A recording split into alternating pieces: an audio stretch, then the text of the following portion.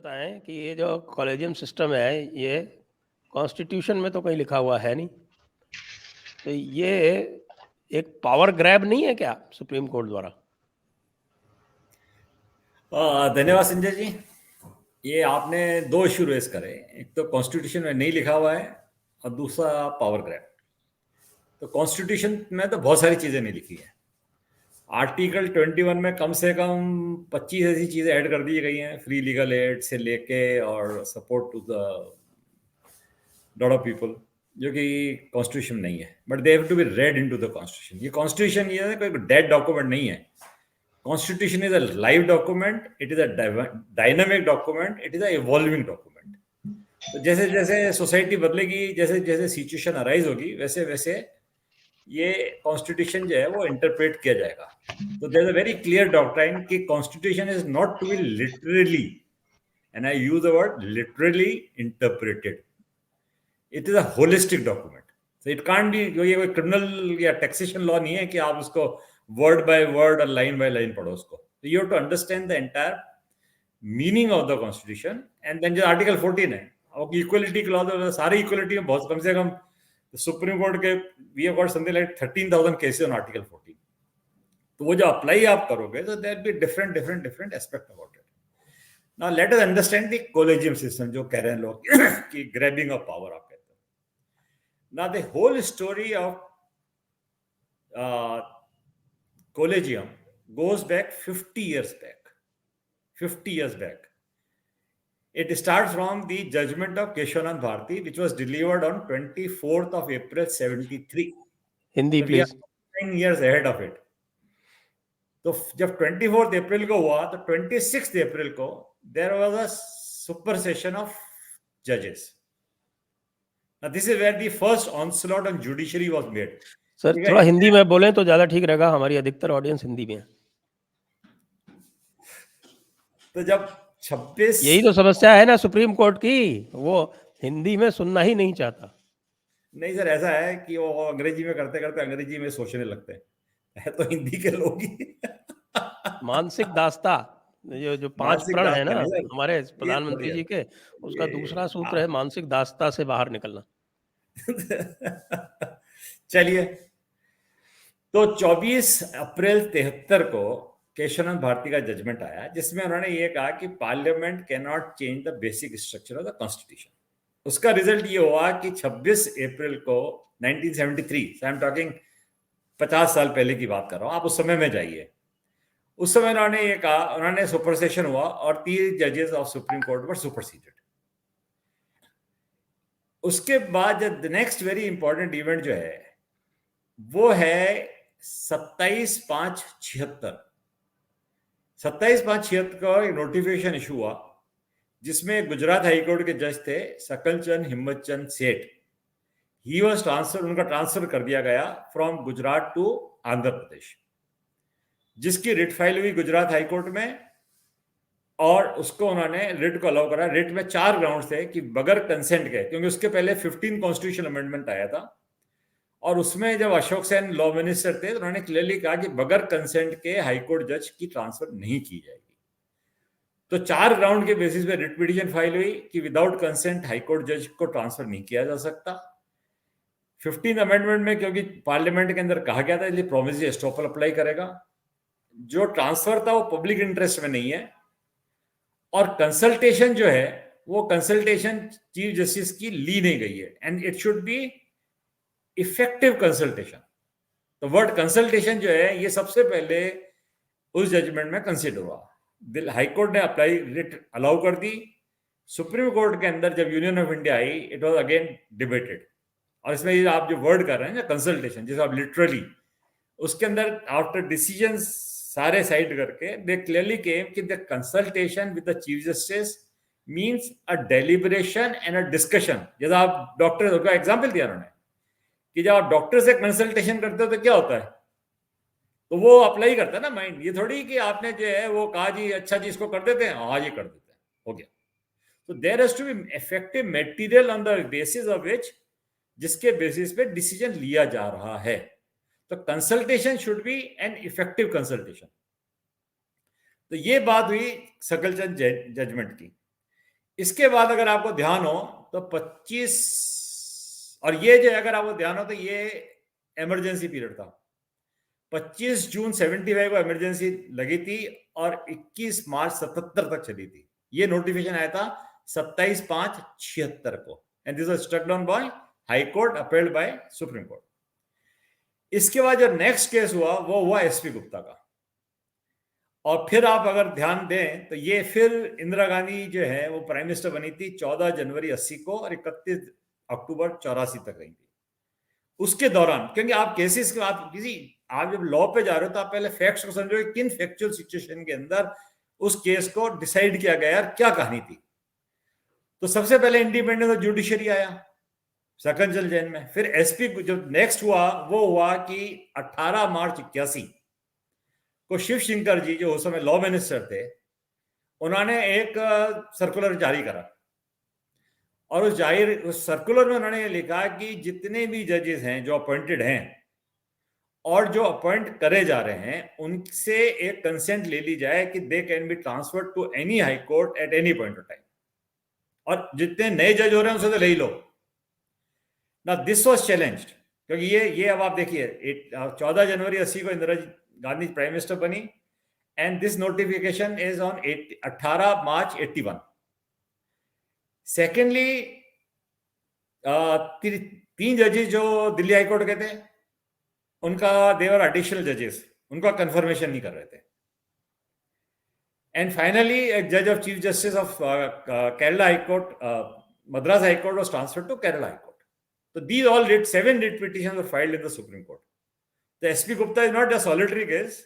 There are 7 writ petitions were pending, and the issue सब में यही था कि whether these things can be done. So whether the executive or the executive can take total control of the judiciary and do whatever they want to do with the judiciary.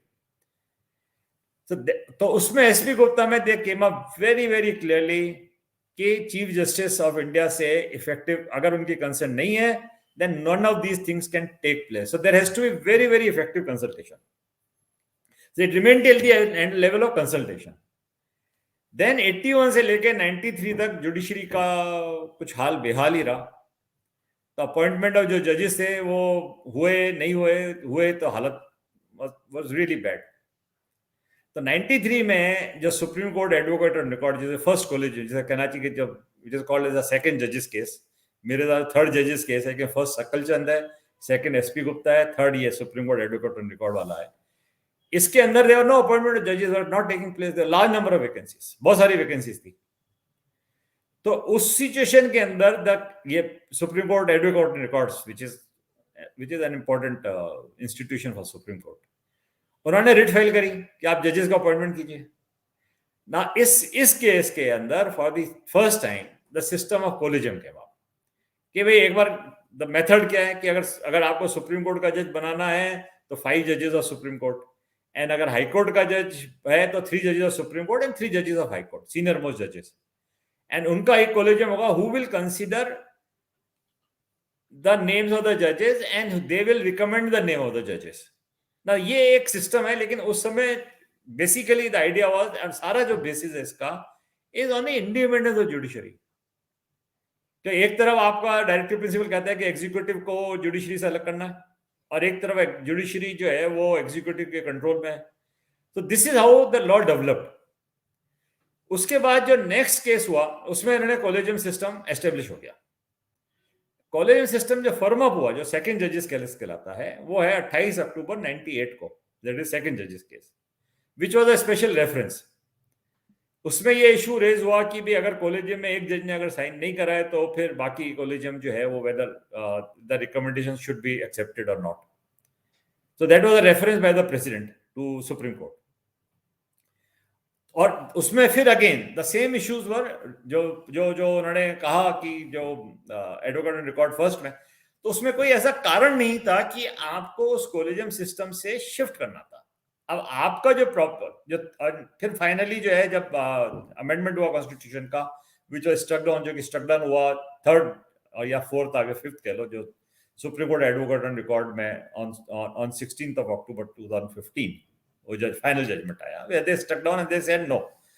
इसमें जो basic issue है is only the independence of judiciary, लेकिन इसमें I would like to add कि जो real issue है वो है इसमें प्रेजेंस ऑफ अ डेटाबेस, जो कि अब आपको नजर आएगा कि अल्टीमेटली जो परफॉर्मेंस ऑफ अ लॉयर है। इस पे बाद में आएंगे, पहले जो ये बेसिक इश्यू अपने डिस्कस किया उस पे हम दूसरा ओपिनियन ले लेते हैं, कॉन्ट्रा ओपिनियन विजय सरदाना जी का। विजय जी, आपने अरुणेश्वर जी की बात सुनी, आपकी क्या प्रतिक्रिया? संजय जी, आपको, गुप्ता जी को और सभी दर्शकों को मेरा प्रणाम। सबसे पहले देखिए, कोई भी सिस्टम की जब हम बात करते हैं और खासकर जब हम जुडिशरी सिस्टम की बात करते हैं तो कुछ बातों को हमें ध्यान में रखना होगा। चाहे कोई भी हो, हम में से कोई भी भगवान नहीं है। We all are human beings, including जजेस, including prime minister, including minister, including member of parliament, including people those who vote. जब आप ह्यूमन सिस्टम की बात कर रहे हो और ये कहना कि साहब ह्यूमन सिस्टम में एक ही सिस्टम है और वही इंश्योर करेगा कि ये इंडिपेंडेंट रहे, तो सर दुनिया में अगर हम एग्जाम्पल देखते हैं बाकी डेमोक्रेसीज में, क्या हम ये कहना चाहते हैं कि अमेरिकन सिस्टम अपॉइंटमेंट ऑफ जजेस है वो डिफेक्टिव है? क्या हम ये कहना चाह रहे हैं कि यूरोपियन सिस्टम जो है वो डिफेक्टिव है? क्या हम ये कहना चाह रहे हैं जापानीज सिस्टम डिफेक्टिव है? क्या हम ये कहना चाह रहे हैं ऑस्ट्रेलियन सिस्टम डिफेक्टिव है? या हम ये कहना चाह रहे हैं कि Indian system is the best और पूरी दुनिया को ये अडॉप्ट कर लेना चाहिए? हम किस डायरेक्शन में इस डिस्कशन को ले जाना चाह रहे हैं जब आती है बात अपॉइंटमेंट ऑफ जजेस की? पहली बात। दूसरा, अगर मैं ये कहूं, एक बहुत एनालॉजी है, आप उसको माने या ना माने वो एक अलग बात है, क्योंकि दर्शकों के कॉन्टेक्स्ट की भी बात है। जब हम बात करते हैं, मैं एक एग्जांपल देना चाहता हूं इंडिपेंडेंट डायरेक्टर्स की, कंपनियों में जहां पे करोड़ों अरबों रुपए का स्टेक इन्वॉल्व होता है और देश का पैसा, टैक्सेशन पॉलिसी का use, misuse, appointment of auditors, appointment of CEOs, बहुत कुछ लाइबिलिटीज है वहां पे, and even national threat, national security. एक कॉर्पोरेट में, एक बड़े कॉर्पोरेट में वो भी होता है। अगर हम ये कह दें कि सारे promoter director will appoint the independent director, तो उसमें गलती क्या है? क्योंकि वो भी एक कोलिजियम बन सकता है। प्रमोटर डायरेक्टर्स का अपना कोलिजियम है और वो स्क्रूटनी करके किसी को भी हम एज ए इंडिपेंडेंट डायरेक्टर या एडिशनल डायरेक्टर हम अपॉइंट कर सकते हैं। क्या समाज उसको मानेगा? समाज ये कहता है नहीं नहीं नहीं, ये इंडिपेंडेंट डायरेक्टर नहीं है, क्योंकि आपने अपने आदमियों को वहां बैठा दिया होगा जो आपसे कंफर्टेबल हैं। क्योंकि हम वहां पे प्रमोटर डायरेक्टर की इंटीग्रिटी पे क्वेश्चन कर रहे हैं। हम ये कह रहे हैं नहीं, ये कॉम्पिटेंट नहीं है डिसाइड करने के लिए कि इंडिपेंडेंट डायरेक्टर कौन होगा। और इंडिपेंडेंस के लिए सुप्रीम कोर्ट और हाई कोर्ट में बहुत सारे जजमेंट है, व्हाट इज इंडिपेंडेंस और इंडिपेंडेंट अप्रोच। हमें इसको समझना होगा सबसे पहले कि हम क्या चाह रहे हैं। हम चाह रहे हैं इंडिपेंडेंस इन अपॉइंटमेंट। तो क्या कोलेजियन सिस्टम को, अगर मैं बहुत लेमैन लैंग्वेज की बात करता हूं, तो क्या ये कोलेजियम सिस्टम इंडिपेंडेंस कन्वे करता है? पहला सवाल ये। अब आपका ये कहना है कि नहीं, ये इंडिपेंडेंस विद इन सिस्टम नहीं है, ये इंडिपेंडेंस अगेंस्ट द एग्जीक्यूटिव और लेजिस्लेटिव पावर्स, कि ना उसमें ब्यूरोक्रेसी इंटरफियर करे, ना पॉलिटिशियन इंटरफियर करे। जजेस has to be separate. I fully endorse, I fully agree, क्योंकि अकाउंटिंग में भी हम ये कहते हैं maker and checker has to be different, तभी तो आप ऑब्जेक्टिविटी लेके आएंगे। बिल्कुल सही अप्रोच है। लेकिन क्या ये हम मान के चलें कि सिर्फ वही सुप्रीम कोर्ट के जजेस या हाई कोर्ट के जजेस ही डिसाइड कर पाएंगे who is independent? Why there can not be a panel of mixed sensible senior citizens? Senior citizens means those who are achievers, those who have delivered, whether it is in walk of life, either it can be eminent people from politician may not be in power. कोई जरूरी नहीं है कि there can be a panel और उसमें आपको elected representative रखना है, कोई जरूरी नहीं है. The person can be nominated by president. The person can be nominated by other walks of life. Persons can be an ex officio. कोई भी एमिनेंट ग्रुप आ सकता है जो इवेल्युएट करे कॉम्पिटेंसी को. अगर हम ये कहना चाहें कि साहब जजेस की कॉम्पिटेंसी सिर्फ जज ही इवेल्युएट कर सकता है, लेकिन जब बात आती है बाकी सब डोमेन्स की, इवन बैंक का चेयरमैन कौन डिसाइड करता है सर? वह शेयर होल्डर डिसाइड करते हैं. क्या शेयर होल्डर्स उसके सीवी देख के और बाकी चीजें कंसेंट देके डिसाइड नहीं करते? आरबीआई का governor which is highly technical, country का पूरा इकोनॉमिक सिस्टम उसके हाथ में है, वो कैसे अपॉइंट होता है? इलेक्शन कमिश्नर कैसे अपॉइंट होता है? कहने का मतलब यह है सर कि दुनिया में बहुत सारे एग्जाम्पल्स हैं with in India and outside India जो ये प्रूव कर सकता है एक ऐसा सिस्टम बन सकता है जहां जो अभी डिबेट चल रही है समाज में कि जजेस अपॉइंटिंग जजेस, इसको अगर समाज में हमें इस डिबेट को खत्म करना है और एक ट्रांसपेरेंसी लानी है, और जजेस अपॉइंटेड जजेस और उसके बाद भी ट्रांसपेरेंसी की हम बात नहीं कर रहे हैं, हम सेपरेशन ऑफ पावर की बात करते हैं लेकिन हम ट्रांसपेरेंसी की बात नहीं करते. तो ये भी एक, जब हम बात करते हैं कि ठीक है आपने जजेस अपॉइंट किए, आप जो भी आपका मिनट्स ऑफ मीटिंग थे कमेटी में वो आप पब्लिक में कर दीजिए ना सर. अब तो आपने डिसाइड कर लिया क्या क्या आपने डिस्कशन किए, they should be in public. After all वो आपने एक पब्लिक अथॉरिटी को अपॉइंट किया है, आपने बहुत कुछ उसके बारे में देखा होगा, इवेल्युएट किया होगा, सिक्योरिटी रिपोर्ट्स होंगी, उनके पर्सनल कंडक्ट होंगे, 50 चीजें होंगी. क्योंकि एक सीनियर पोजीशन पे जब आदमी को अपॉइंट किया जाता है तो उसकी जब पावर इतनी ज्यादा है कि उसके एक डिसीजन से सरकारें हिल सकती हैं, देश का भविष्य बदल सकता है, समाज के अंदर उथल पुथल हो सकती है. जब स्टेक्स इतने ज्यादा हैं तो सिस्टम ओपेक क्यों होना चाहिए? सवाल ये है. तो सबसे बड़ा सवाल बहुत सिंपल है संजय जी, कि कोई भी सिस्टम जिस पे सवाल उठने शुरू हो जाए उसका बहुत ऑब्जेक्टिव असेसमेंट होना चाहिए, और पूरी दुनिया में एग्जाम्पल्स हैं. उस हिसाब से जो हमें लगता है अच्छी डिबेट हो समाज में. Why only law commission should give advice? Why not this should be open public debate? Parliament में इस पर चर्चा होनी चाहिए. राज्यसभा, मतलब राज्यसभा में, विधानसभाओं में, डिफरेंट फोरम्स में, डिफरेंट प्रोफेशनल ग्रुप्स में चर्चा होनी चाहिए कि what is the right model. उससे क्या होगा? उससे चेक्स एंड बैलेंसेस निकल के आएंगे, क्योंकि हर आदमी अपॉइंटमेंट में एक अलग एंगल से देखेगा. बिजनेस कम्युनिटी अलग एंगल से देखेगी कि अगर जजेस ने इस तरह से फैसला लिया तो इकोनॉमी पे क्या असर आएगा. सोशल ग्रुप्स अलग ढंग से देखेंगे, बाकी लोग अलग ढंग से देखेंगे. कहने का मतलब क्या है कि हर सिचुएशन के अंदर नए डायमेंशंस आएंगे, प्रॉब्लम्स हाईलाइट होंगी, और जब प्रॉब्लम्स हाईलाइट हो जाएं तब उसका रास्ता कैसे हो, चेक्स एंड बैलेंसेस कैसे बने, उस पे जब मंथन होगा तो एक ज्यादा सेंसिबल अप्रोच निकल के आएगी.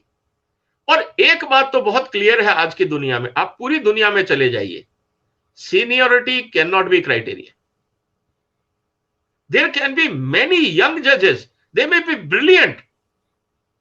तो हम किस क्राइटेरिया पे ले रहे हैं? Just because seniority? और we have to focus on competency. क्योंकि कॉर्पोरेट वर्ल्ड में हमने ये देखा है कि seniority does not mean competency. Professional work में हमने देखा है seniority does not mean competency. इसका कोई कोरिलेशन नहीं है. तो आज की दुनिया में जब there is a technology equipped system, हाँ एक समय होता था कि आपने 5000 अपनी लाइफ में केसेस सुने तो शायद अगले केसेस आप अच्छा कर पाएंगे, वो एक मेमोरी, इंस्टीट्यूशनल मेमोरी की बात होती थी. आज तो सब कंप्यूटर में है, आपको हर सिचुएशन को एनालिसिस करने के लिए एक से एक डेटाबेस मिल जाएगा. तो कहने का मतलब यह है कि बदलती हुई दुनिया में 50 साल पुराना कानून लेके और सिस्टम लेके हम बैठे हैं जिसपे समाज में चर्चा हो रही है कि इसमें बदलाव की जरूरत है, और उस बदलाव में जब रेजिस्टेंस की बात आती है तो सवाल यह उठता है कि रेजिस्टेंस क्यों, और जब रेजिस्टेंस है और उसके जो इशू है कि साहब there has to be separation of power, yes, ये मुद्दा बहुत इंपॉर्टेंट है। तो क्या यही एक फॉर्मूला है या और भी फॉर्मूले हो सकते हैं इसको सॉल्व करने के लिए? इस पे खुली चर्चा होनी